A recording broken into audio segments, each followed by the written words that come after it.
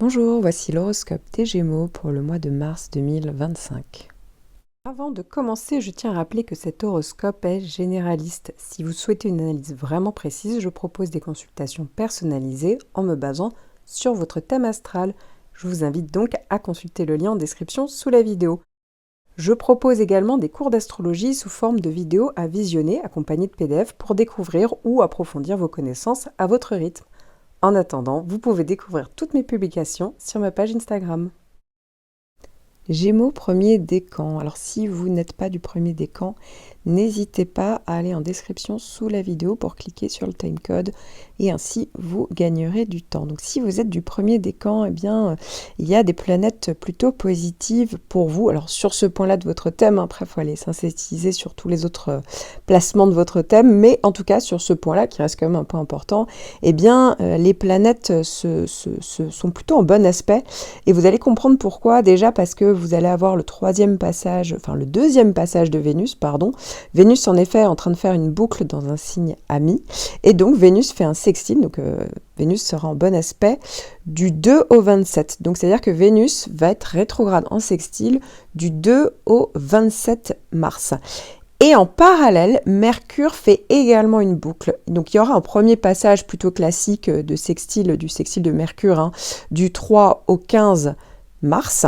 Puis Mercure va rétrograder à partir du 15 jusqu'au 30 pour vous. Après c'est un peu plus long, mais voilà, c'est à cette période que Mercure va vraiment faire l'effet de rétrogradation avec en plus un sextile, donc bien aspecté sur cette période-là. Alors il faut savoir, et c'est pareil pour Vénus, que quelques jours avant et quelques jours après, en réalité, les planètes continuent de rétrograder. Donc par exemple pour Vénus, ça commence à partir donc, du 2 mars, la rétrogradation, mais en réalité, à partir de fin février, vous pourriez commencer à ressentir l'effet de rétrogradation. Pareil, pour Mercure, ça démarre à partir du 15, mais en réalité, 2-3 jours avant, vous pourriez commencer à ressentir l'effet de rétrogradation. Mais encore une fois, pas de panique, parce que souvent on panique sur les planètes rétrogrades. Ici, c'est bien aspecté, je vais vous expliquer pourquoi. Alors, pendant cette période, et particulièrement au mois de mars, la combinaison de Vénus et de Mercure rétrograde vont créer une harmonie entre vos émotions, ça va être Vénus, et votre pensée, ça c'est Mercure. Donc d'un côté, Vénus rétrograde va vous pousser en fait à revisiter, à repenser peut-être vos relations, vos valeurs, vos attachements affectifs, en mettant peut-être en lumière des schémas passés ou des blessures qui n'ont peut-être pas été guéries. Et de l'autre, Mercure qui rétrograde va vous encourager à une introspection approfondie dans votre manière de communiquer et peut-être d'échanger vos idées. Donc ensemble, c'est des influences qui peuvent faciliter une prise de conscience en fait entre vos besoins émotionnels et intellectuels, et ça peut permettre d'exprimer vos ressentis peut-être avec plus de clarté, d'authenticité. Donc ça peut être le fait de les exprimer, mais aussi d'avoir une vision plus claire. Et donc c'est une période propice, par exemple, pour régler des malentendus et pourquoi pas transformer, assainir des anciens schémas, des anciennes relations. Donc ça peut vous inviter à être aligné entre votre dialogue intérieur et votre rapport peut-être à l'autre. Sur le plan matériel et financier, oui, ça peut jouer parce que Vénus peut aussi représenter ça.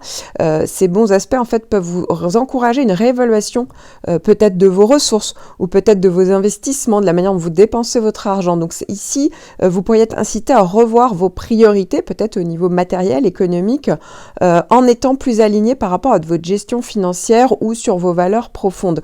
Donc ici, ça peut effectivement renforcer votre sécurité, peut-être matérielle, pour certains d'entre vous, il y a peut-être une réflexion à ce niveau-là, tout en adoptant, voyez, une bonne stratégie, justement, pour à mettre en place, voyez, quand les planètes repartiront en marche directe.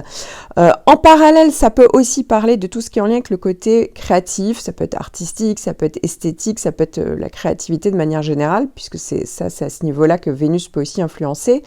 Et avec Mercure aussi en rétrogradation, ça peut favoriser une remise en question peut-être soit de vos goûts, soit de vos projets. Voyez, ça peut être donc au niveau créatif, artistique, esthétique. Donc ici, il y a peut-être, c'est plus le moment en fait pour pas initier quelque chose de nouveau, mais vraiment prendre le temps de la réflexion, de revoir, voyez. Et donc, soit il y a quelque chose, quoi qu'il arrive, soit il y a quelque chose du passé, alors ça peut être passé proche, quelque chose qui avait été mis de côté où on peut enfin avancer dessus, soit au contraire, c'est plus un projet qui avait commencé, il y avait peut-être une idée qui avait germé, et en fait, cette période de rétrogradation, ça sera vraiment le bon moment, en réalité, pour corriger, réévaluer, revoir, vous voyez, pour mieux affiner peut-être ce que vous voudriez mettre en place. Encore une fois, vous allez peut-être redéfinir vos ambitions et revisiter d'anciennes idées en les formulant, les reformuler, vous voyez, avec plus de clarté. Les choses seront plus claires pour vous, mais aussi à la suite de ça, les réalisations pourraient être beaucoup plus faciles, plus fluides, plus harmonieuses. Alors si vous êtes du début de votre décan, eh bien Pluton est aussi en bon aspect, en fait, avec toutes ces planètes rétrogrades. Et ici c'est assez intéressant, pourquoi? Parce que Pluton va parler de prise de conscience, de remise en question, de transformation en profondeur, et c'est vrai que le fait que Mercure et Vénus soient rétrogrades, ça invite à une réflexion, ça invite à une introspection. Pluton aussi ne demande que ça. Donc finalement, la combinaison pour vous de ces trois énergies peuvent vraiment être mises en avant, et vraiment ça va venir approfondir, on va vraiment avoir plus de compréhension sur certains faits, être beaucoup plus aligné. Vous voyez, Pluton aide à aller avec beaucoup plus de profondeur justement sur les sujets que j'ai déjà évoqués précédemment. Ici, ça peut vraiment vous aider à changer la donne. Vous voyez ce que je veux dire? Alors, ça peut être tout à fait au niveau psychologique, tout comme ça peut être pour certains, ça va être complètement au niveau matériel, au niveau de la communication. Vous allez mieux comprendre les choses, vous allez être plus convaincant. Ici, c'est vraiment intéressant, quoi. Voilà, avec Pluton, il y a vraiment la possibilité clairement de pouvoir décupler, en fait, tous les effets de Mercure et de Vénus en bon aspect avec leur rétrogradation.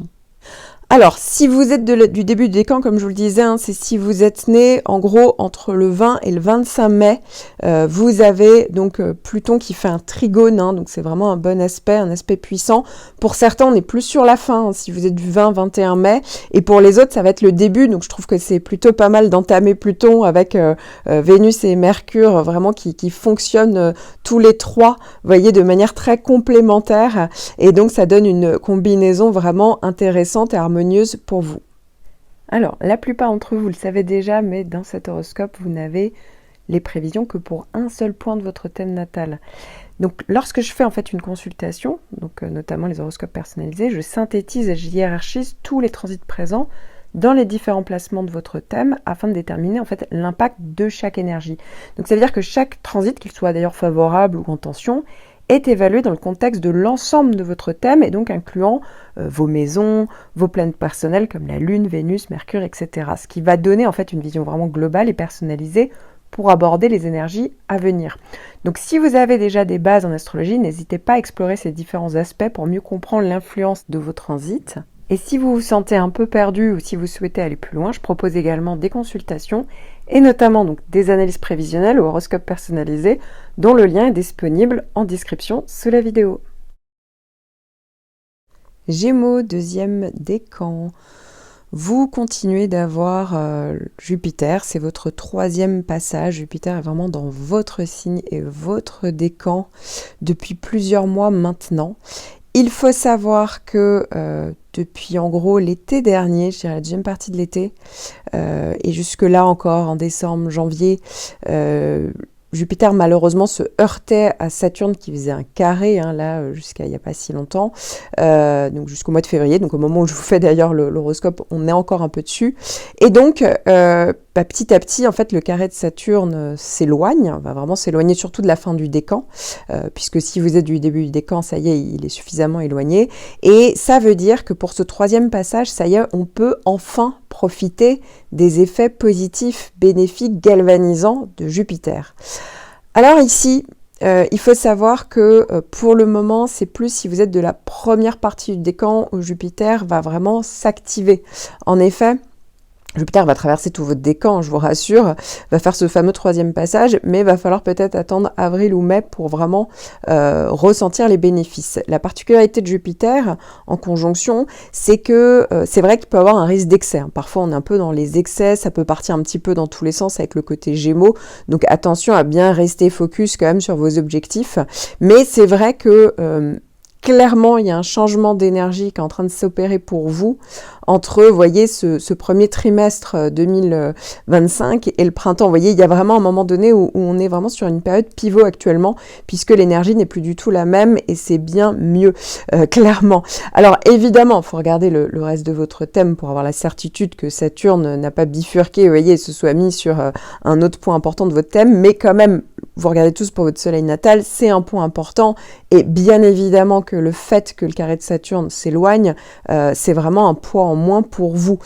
Ça, c'est sûr, moins de pessimisme, vous êtes beaucoup plus optimiste, et Jupiter vraiment renforce ce côté-là que vous avez déjà de base. De base, le Gémeaux, il n'est pas du tout dans le pessimisme. Alors après, il faut regarder le reste de votre thème si vous l'étiez toutefois. Mais ici, vraiment, ça peut amener des facilités, des opportunités, du rebond. Voilà, il y a vraiment cette idée-là, encore une fois, de la gaieté, de l'optimisme, comme je vous le disais. Attention aux excès, parce que c'est vrai que Jupiter, on peut être un peu dans les excès, partir dans tous les sens, ou ne pas être trop carré. Voilà, donc ça, faut faire attention, parce que sinon, vous pourriez avoir un retour de bâton. Mais sinon, voilà, on est plutôt sur une bonne période. Encore une fois, si vous êtes de la première partie du décan, plus vous êtes né dans les premiers jours du décan, vous voyez, autour du 31 mai, 1er juin, 2 juin, vous pouvez vraiment profiter de cette période, puisque là, c'est revenu sur le début de votre décan. Et donc, voilà, aux alentours de janvier, c'était peut-être pas encore ça, mais vous voyez, à partir de février, mars, ça y est, ça revient. Si vous êtes du milieu du décan, je dirais que peut-être au mois de mars, vous pourriez commencer à ressentir la chance, mais sinon, ça peut être dans les 3 mois qui suivent, donc ça peut être au mois d'avril, et ainsi de suite. C'est un petit peu, ça va être un petit peu décalé, c'est tout à fait normal. Mais voilà, gardez en tête que là où finalement Jupiter, avec en face le carré de Saturne, amenait beaucoup de frustration, et surtout sur depuis la deuxième partie de l'été 2024, et là jusqu'à encore cet hiver, autant là, on arrive vraiment sur voilà, il y a encore début d'année, je dirais, là on arrive vraiment sur une période beaucoup plus intéressante. Et d'ailleurs, si vous êtes du début du décan, n'hésitez pas en commentaire à me dire ce que vous en pensez, comment vous le vivez. Alors là, on est peut-être encore au mois de février, mais je pense que si vraiment vous êtes du début du décan, encore une fois, un 31 mai, 1er juin, à l'heure où je vous parle, les effets de Jupiter peuvent commencer à se faire ressentir. Encore une fois, je ne peux pas garantir qu'il n'y ait pas d'autres planètes compliquées sur d'autres points de votre thème. Mais voilà, là ici, sur ce point-là de votre thème, en tout cas, une chose est sûre, c'est que l'énergie change du tout au tout. Alors, la plupart d'entre vous le savez déjà, mais dans cet horoscope, vous n'avez les prévisions que pour un seul point de votre thème natal. Donc, lorsque je fais en fait une consultation, donc notamment les horoscopes personnalisés, je synthétise et je hiérarchise tous les transits présents dans les différents placements de votre thème afin de déterminer en fait l'impact de chaque énergie. Donc, ça veut dire que chaque transit, qu'il soit d'ailleurs favorable ou en tension, est évalué dans le contexte de l'ensemble de votre thème et donc incluant vos maisons, vos planètes personnelles comme la Lune, Vénus, Mercure, etc. Ce qui va donner en fait une vision vraiment globale et personnalisée pour aborder les énergies à venir. Donc si vous avez déjà des bases en astrologie, n'hésitez pas à explorer ces différents aspects pour mieux comprendre l'influence de vos transits. Et si vous vous sentez un peu perdu ou si vous souhaitez aller plus loin, je propose également des consultations et notamment donc des analyses prévisionnelles ou horoscopes personnalisés dont le lien est disponible en description sous la vidéo. Gémeaux, 3e décan. Alors, votre décan est un petit peu scindé en deux. Vous n'avez pas de petits transits ce mois-ci, type Mercure, Vénus ou Mars. Toutes ces planètes sont dans les autres décans. Ici, vous avez plutôt le carré de Saturne qui est arrivé donc depuis le mois de février et qui, de toute manière, pour certains d'entre vous, est ressenti peut-être depuis l'automne, pour d'autres depuis cet hiver, depuis peu. Bon, là, ça correspond vraiment pour le coup de manière exacte, on va dire, à la première partie de votre décan. Mais il faut savoir, donc si vous êtes né le 15, vraiment, on est pile sur le carré de Saturne, mais il faut savoir que même si vous étiez de la deuxième partie, donc né après le 15, vous pouvez tout à fait au mois de mars, déjà au mois de février, au mois de janvier, ça dépend. Voilà, ça dépend complètement de chacun d'entre vous, mais vous pourriez commencer à ressentir les freins de Saturne. Alors Saturne, c'est une grosse planète, une planète majeure en transit, donc c'est pour ça que, pour le coup, j'en parle largement plus, de manière beaucoup plus précise, dans votre horoscope annuel, et même dans une vidéo que j'ai consacrée aux effets de Saturne et comment juguler justement ces effets. Mais ici, voilà, hein, clairement, pour vous résumer, Saturne en carré, bah oui, ça peut amener une période de frein, de frustration, soit parce qu'il y a un trop-plein de responsabilités, on est fatigué, on n'arrive pas à sortir la tête de l'eau, soit il y a carrément des bâtons dans les roues, hein, clairement, il y a des tensions. Pour certains, ça va être plus au niveau professionnel, donc ça peut être, justement, alors ça, on peut retrouver, c'est très classique de retrouver avec Saturne des périodes où vraiment on est sous l'eau, mais ça peut être aussi parfois... une réflexion sur son travail, est-ce que ça a encore du sens, vous voyez, est-ce qu'on est vraiment aligné, est-ce qu'on aime faire ce qu'on fait, vous voyez, parfois on peut tout simplement être une période où on s'ennuie, hein, voilà, il n'y a pas assez de diversité, on s'ennuie. Pour d'autres, ça peut être des tensions, voilà, avec les gens avec qui on travaille, vous voyez, où ça peut être...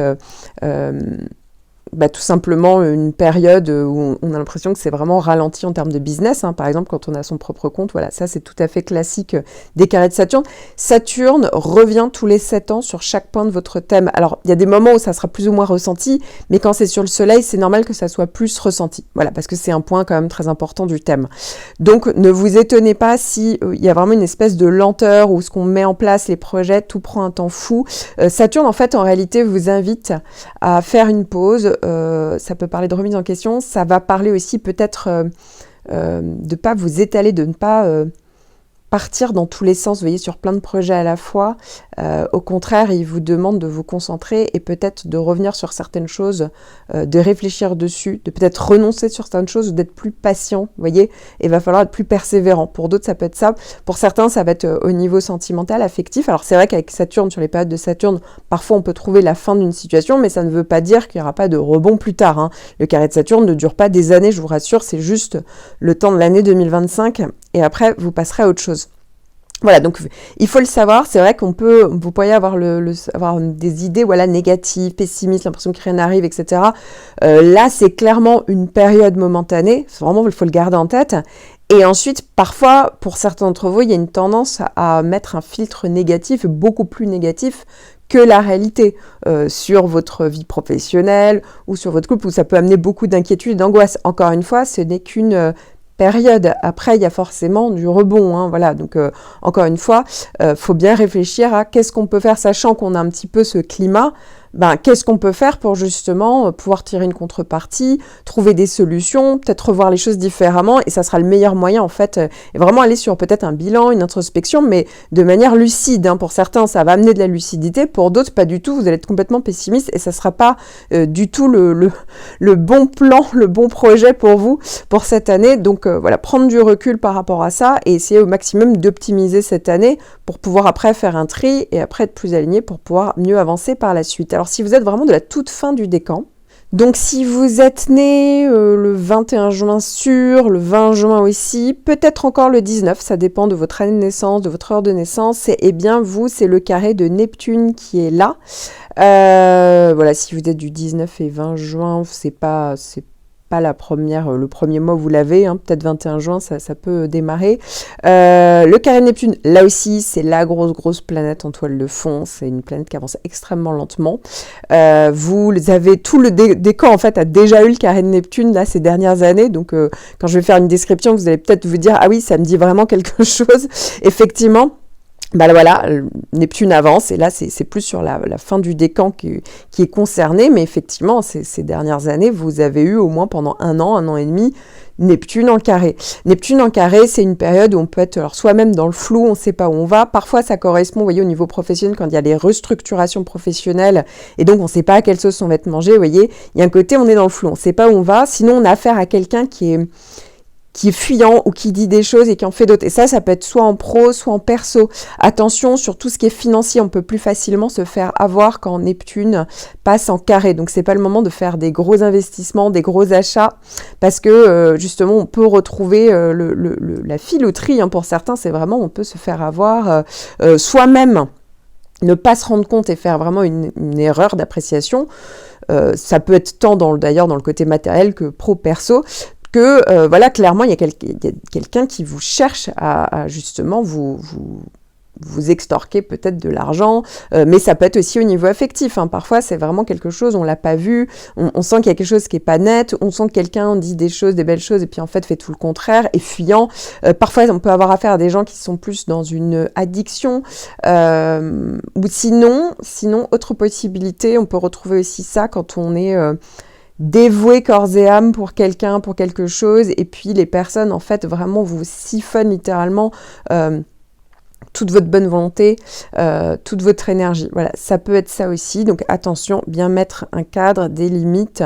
Voilà, si vous sentez qu'il y a une situation comme ça, il faut vraiment, du mieux qu'on peut, hein. Après ça dépend complètement du contexte, mais l'éviter au maximum. De toute manière, il y a bientôt le Saturne qui arrive également en carré. Donc si jamais vous étiez complètement, parce qu'il y a aussi une possibilité d'idéalisation et donc d'illusion, de toute manière, l'arrivée de Saturne fait que vous allez réatterrir forcément et ouvrir les yeux, parce que Saturne, normalement, aura beaucoup plus cette possibilité, et donc, même si ça ne sera pas forcément agréable comme période, ça pourra quand même jouer le rôle de garde-fou au moment où Saturne va commencer à faire effet.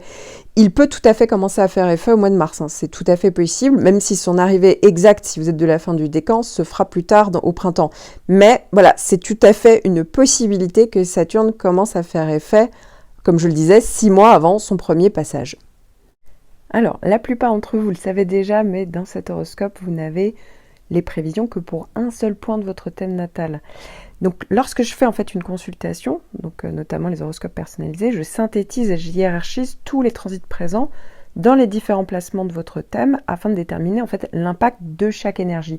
Donc, ça veut dire que chaque transit, qu'il soit d'ailleurs favorable ou en tension, est évalué dans le contexte de l'ensemble de votre thème et donc incluant vos maisons, vos planètes personnelles comme la Lune, Vénus, Mercure, etc. Ce qui va donner en fait une vision vraiment globale et personnalisée pour aborder les énergies à venir. Donc si vous avez déjà des bases en astrologie, n'hésitez pas à explorer ces différents aspects pour mieux comprendre l'influence de vos transits.